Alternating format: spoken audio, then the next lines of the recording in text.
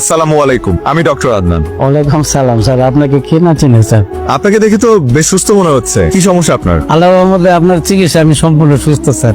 আলহামদুলিল্লাহ। তো আপনি এখানে কি করছেন? আজকে একটু দেখা করতে আসি স্যার, আপনাকে ধন্যবাদ দিতে আসছি। আপনার জন্য খুব ভালো মিষ্টি নিয়ে আসছি sir. Thank you so much. আসলে মিষ্টি খাই না, তারপর আপনি এনেছেন, আমি খুব খুশি হয়েছি। কার কাছে লাইছো শেষ না কেন? একটু পরে বুঝবেন কার কাছে নিয়ে আইছে। স্যার আপনার জন্য আমি নতুন জীবন পাইছি।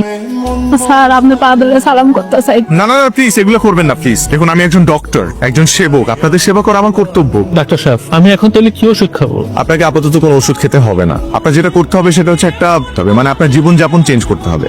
আপনারা জানেন একজন রোগীর সুস্থতার পিছনে তার সবচেয়ে বড় ভূমিকা কি? জানি ম্যাডাম, মনোবল। Very good. ওনার পেশাটা মাপো তো, কি অবস্থা এখন আপনার ছেলের? খাওয়া ঠিক মতো করে? রিপোর্টও ভালো। এই তুমি ফাইলটা মাপো। কি অবস্থা চাচা, কেমন আছেন? শ্বাস নিতে কষ্ট হয়?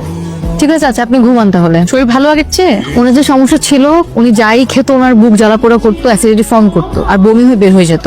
এটাকে মেডিকেল টার্মে কি বলে? Gastrointestinal disease. The clinical symptoms of this disease are abdominal pain, repeated diarrhea.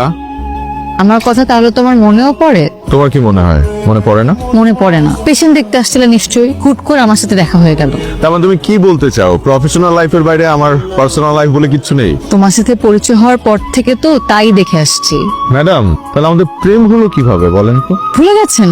Group study করতে করতে, নোটস শেয়ার করতে করতে, আর স্কেলেটন নিয়ে পড়াশোনা করতে করতে। এবার মনে পড়েছে? হিউম্যান সাইকোলজি আপনি খুব ভালো বুঝলেও হিউম্যান বডি পার্টস আপনি একটু কম বোঝেন। নাহলে এত রাগ অভিমান করতেন না। ম্যাডাম, এত রাগ অভিমান করা হার্টের জন্য ক্ষতিকর। হার্টে প্রেসার পড়ে। আমার হার্ট নিয়ে আপনার এত ভাবতে হবে না, আপনি আপনার পেশেন্টের হার্ট নিয়ে ভাবে। সারা, আমাদের প্রফেশনটাই তো এরকম। আমরা বেঁচে থাকি অন্যকে বাঁচিয়ে রাখার জন্য। এই যে মানুষগুলো অসুস্থ হলে সবকিছু ছেড়ে ছুড়ে আমাদের কাছে চলে আসে আমাদের ভরসা করে, আর আমরা আমাদের সময়, জীবন, স্বপ্ন সবকিছু ত্যাগ করে তাদেরকে সুস্থ করে তুলি। এটা আমাদের দায়িত্ব না, কর্তব্য না? আন্দান, আমি জানি তুমি তোমার প্রফেশনে কতটা ডেডিকেটেড, এটা আমার চেয়ে ভালো আর কেউ জানে না। I always feel proud of you. আমার আর কিচ্ছু লাগবে না, আমাকে শুধু ভালোবাসলেই চলবে, বাকিটা আমি সামনে নিব। চলো। আদনান, এ সপ্তাহে কোথায় যাচ্ছ?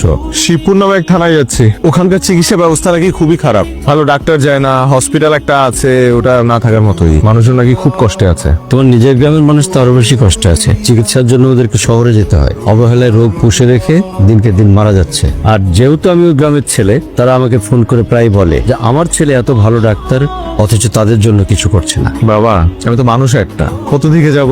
সপ্তাহে 6 দিন হসপিটালে ডিউটি করি, একদিন ছুটি পাই। সেই একদিনও আমি বিভিন্ন জেলায় ঘুরে বেড়াই সুবিধা বঞ্চিত মানুষদের সেবা দেওয়ার জন্য। এই কথা বলতে বাবা, আমি তো শুধুমাত্র আমার গ্রামের মানুষদের জন্য ডক্টর হইনি। আমি আমার সামর্থ্য অনুযায়ী দেশের মানুষদের সেবা করে যেতে চাই। তারপরে বাবা, তুমি যেহেতু বলেছো, আমি তোমার কথা রাখবো। আগামী মাসে আমি আমার পুরো টিম নিয়ে আমি আমাদের গ্রামের বাড়িতে যাবো। আমি তোমার কথা দিচ্ছি, প্রয়োজনে তোমাকেও নিয়ে যাবো। সেটাই করো, ওরা তোমাকে এক্সপেক্ট করে, তোমার তো দায়িত্ব সেটা।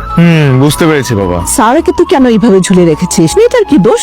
সারাকে আমি কোথায় ঝুলিয়ে রাখলাম? কাজের ব্যস্ততার কারণে সময় কুলিয়ে উঠতে পারছি না তো। ইচ্ছে থাকলেই উপায় হয়। এত লক্ষ্মী একটা মেয়ে, ওকে এইভাবে কষ্ট দিস না বাবা।